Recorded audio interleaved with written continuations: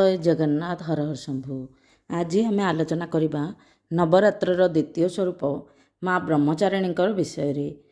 ଚାଲନ୍ତୁ ଆଉ ତାଙ୍କ ବିଷୟରେ କିଛି ରଚକ କଥା ମଧ୍ୟ ଜାଣିବା। ତା ସହିତ ତାଙ୍କ ମନ୍ତ୍ର ଓ କେଉଁ ରଙ୍ଗ ମାଆଙ୍କୁ ପସନ୍ଦ ଆଉ କ'ଣ ଭୋଗ କଲେ ମା ସନ୍ତୁଷ୍ଟ ହେବେ ସେ ବିଷୟରେ ଜାଣିବା। ଆଉ ତାଙ୍କର ପ୍ରତୀକ କ'ଣ।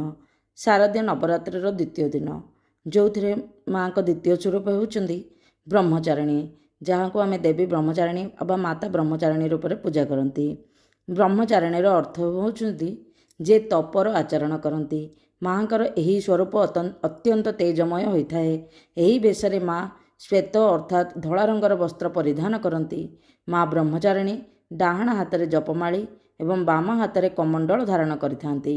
ମା ବ୍ରହ୍ମଚାରିଣୀଙ୍କ କୃପାରୁ ଧୈର୍ଯ୍ୟ ପ୍ରାପ୍ତ ହୋଇଥାଏ।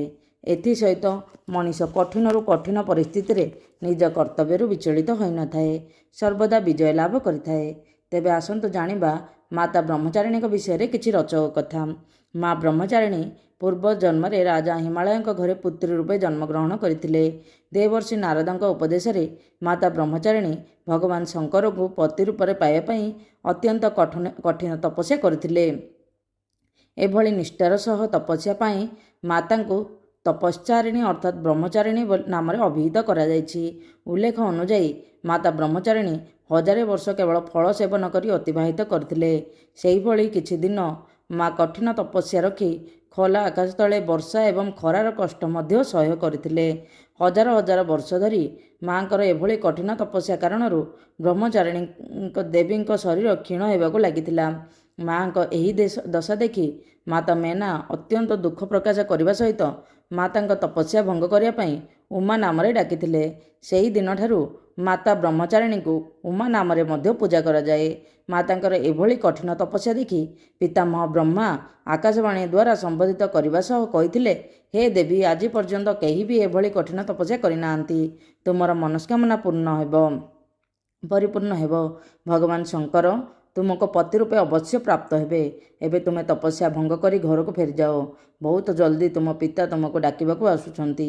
ଏହାପରେ ମାତା ତପସ୍ୟା ଭଙ୍ଗ କରିଥିଲେ। ନବରାତ୍ରି ସମୟରେ ମାଙ୍କ ଆଳତି କରିବା ପରେ ଡାହାଣ ହାତରେ ଫୁଲ ନେଇ ଆପଣ ଏହି ମନ୍ତ୍ର ଉଚ୍ଚାରଣ କରନ୍ତୁ, ଯାହାଦ୍ୱାରା ମା ସନ୍ତୁଷ୍ଟ ହେବେ। ଯା ଦେବୀ ସର୍ବଭୂତେଷୁ ମା ବ୍ରହ୍ମଚାରିଣୀ ରୂପେଣ ସଂସ୍ଥିତା ନମସ୍ତସ୍ୟୈ ନମସ୍ତସ୍ୟୈ ନମସ୍ତସ୍ୟୈ ନମଃ ନମଃ। ନବରାତ୍ର ନବସ୍ୱରୂପ ଦ୍ୱିତୀୟ ରୂପ ହେଉଛନ୍ତି ମା ବ୍ରହ୍ମଚାରିଣୀ। ନବରାତ୍ର ଦ୍ୱିତୀୟ ଦିବସରେ ତପ, ତ୍ୟାଗ ଓ ଶକ୍ତିର ଦେବୀ ମା ବ୍ରହ୍ମଚାରିଣୀ ସ୍ୱରୂପରେ ପୂଜା ପାଇଥାନ୍ତି। ଏହି ସ୍ୱରୂପରେ ସହ ମାଙ୍କର ଅନ୍ୟ ଦୁଇ ନାମ ହେଲା ଅପର୍ଣ୍ଣା ଓ ଉମା। ଦେବୀଙ୍କର ଏହି ରୂପ ତପସ୍ୟାରେ ତେଜରେ ତେଜଦୀପ୍ତ ହୋଇଥାଏ। ଏକାଗ୍ର ମନରେ ମାଙ୍କର ପୂଜା କଲେ ମାଙ୍କ ଆଶୀର୍ବାଦ ପ୍ରାପ୍ତ ହୋଇଥାଏ। ମା ବ୍ରହ୍ମଚାରିଣୀ ନିଜ ଭକ୍ତଙ୍କୁ ସବୁ ମନସ୍କାମନା ପୂର୍ଣ୍ଣ କରିଥାନ୍ତି। ଏହି ବେଶରେ ମାଙ୍କର ଡାହାଣ ହାତରେ ମନ୍ତ୍ର ଜପାବଳି, ବାମ ହାତରେ କମଣ୍ଡଳ ଶୋଭା ପାଇଥାଏ।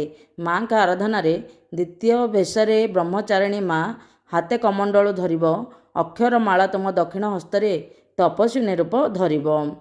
ଏହା ହେଲା ଆଉ ମା ବ୍ରହ୍ମଚାରିଣୀଙ୍କର ଅର୍ଥ ହେଉଛି ବହୁତ ଗଭୀର।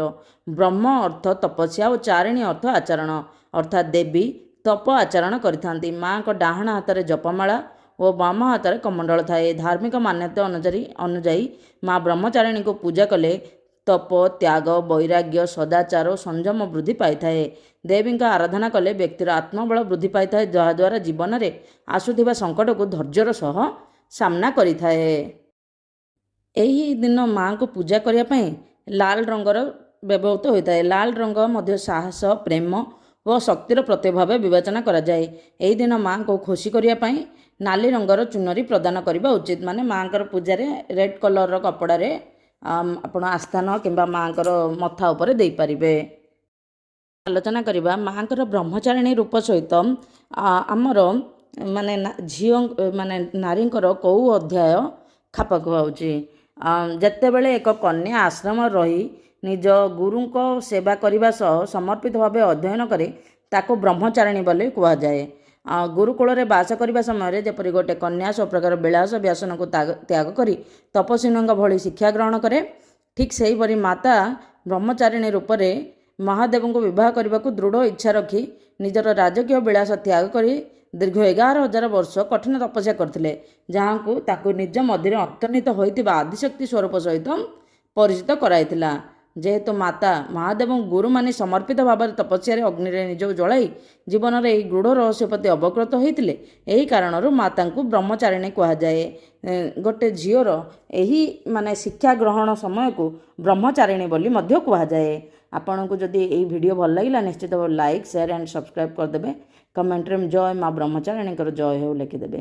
ହେ ମା ଦୁନିଆର ସମସ୍ତଙ୍କର ଦୁଃଖ ଦୂର କରନ୍ତୁ। ଜୟ Jagannath. Happy Navratri to all. Har Har Shambhu.